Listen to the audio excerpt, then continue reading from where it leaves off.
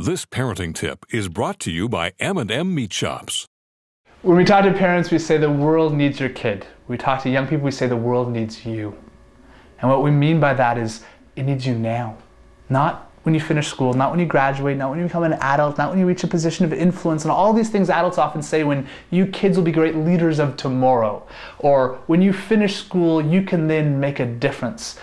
Young people don't turn 18 and then magically develop a social conscience. It's through the course of their life that it has to be nurtured and supported. So to young people, we say the world needs you now. It needs you to get involved in locally, to help in your school against bullying, to help walk out to meet new friends. It needs you locally when it comes to volunteerism or small things like we do Halloween for Hunger, where kids go trick-or-treating instead of for candy. They trick-or-treat for non-perishable food for the local food bank. And it needs you internationally. We need you to raise your voice as a young, active global citizen growing up in an amazing time. It's a time when we've globalized technology. We've globalized commerce. We've even globalized culture, some would say. The one thing we've never globalized is compassion. And we need young people to have a more active view of the world that they live in.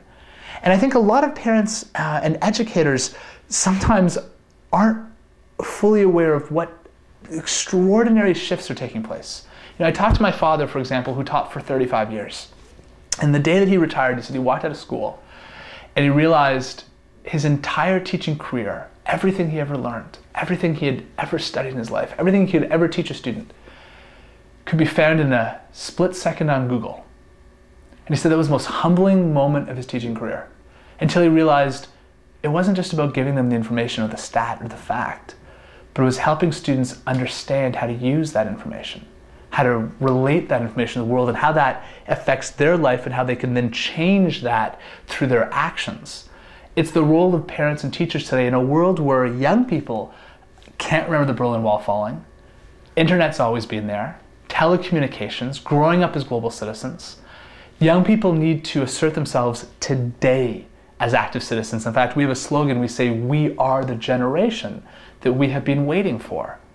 Because we were so tired of adults telling us, you'll be great leaders of tomorrow. We need young people to be leaders of today.